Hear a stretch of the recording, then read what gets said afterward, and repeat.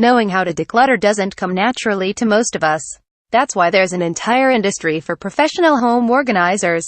But if you've ever checked out their fees, you know their help is beyond many budgets. That leaves most of us trying to DIY our decluttering, an effort that can be frustrating for everyone in the house.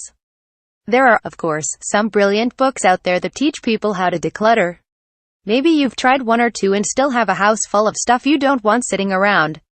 I'm here to tell you it's not your fault. Single quote. Save. What if you can't? Kon-Mari, like Kondo. Marie Kondo's book, The Life-Changing Magic of Tidying Up, has hundreds of thousands of devotees. The basis of her system involves decluttering by category. So, one day you'll pile everyone's clothing all together in the same room, and you'll sort through it. On other days, you'll be doing the same with their books, papers, toiletries, electronics, etc. Then, after deciding what no longer sparks joy, you take everything back and put it neatly away. That might work in a one-level, mid-sized home. The average house in Japan, where Kondo is from, is 1,300 square feet on one floor. In a larger home, your legs are going to be burning as you carry things up and down stairs repeatedly, for days. Then, while you're trying to decide what doesn't spark joy, your kids will no doubt have their own opinions about their clothes, books, toys, etc. Of course, Marie Kondo didn't have kids when she wrote her book, so there's no advice about convincing your kids to pare down their stuff or, at the very least, keep it out of the rest of the house. So, if you can't Kon-Mari like Marie Kondo, don't feel bad. Different strokes for different folks, as the saying goes. What if you aren't ready for death cleaning? Margareta Magnusson's book, The Gentle Art of Swedish Death Cleaning, is a surprisingly pleasant read. Underscoring this approach is the Swedish word, städning, which means death cleaning. As Magnusson explains, the idea is to remove unnecessary things and make your home nice and orderly when you think the time is coming closer for you to leave the planet.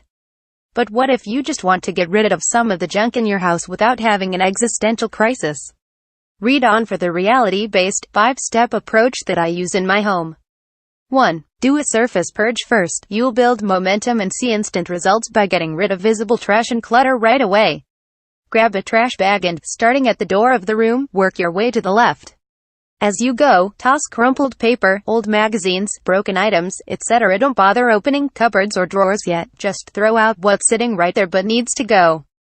2. Now do a deeper purge. Rather than zooming all around the room, mentally divide the space into sections. This corner, that entertainment center, this closet, etc. Start with the least cluttered area, so you keep your momentum and go through its contents with 3 boxes marked return, donate, sell and trash nearby. As you work item by item, deciding what to keep and what to get rid of, ask yourself. If you can't answer yes to at least 3 of the preceding questions, then the item goes in one of your 3 boxes. If it belongs in another room, put it in the box marked return. If it's in good shape, but you can't answer yes to one of the questions, then put it in the donate, sell box. If it's not in good shape, then it's trash. You may find a box filling up before you've finished decluttering the room. Don't stop to empty it. Set it aside and get another box, label it, and keep going.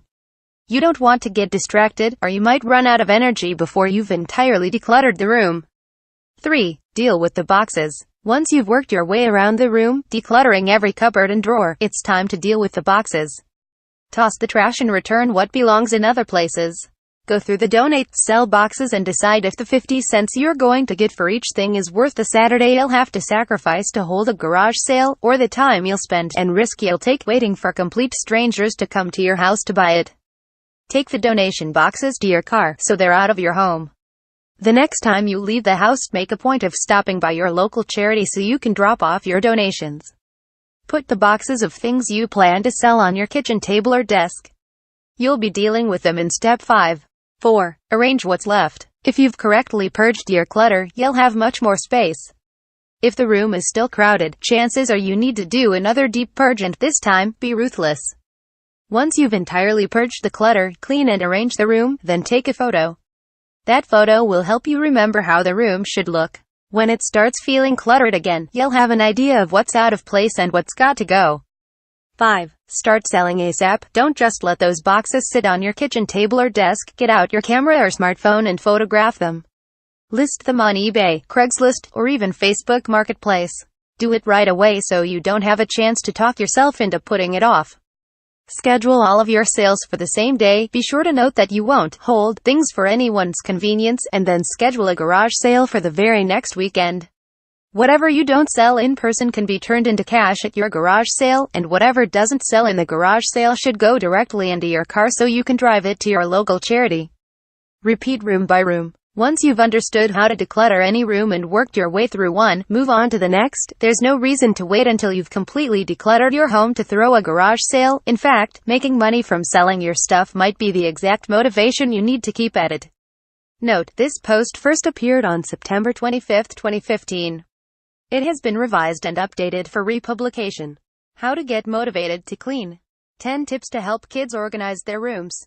12 ways to save and make money organizing. Single quote, single quote, single quote, single quote. Save.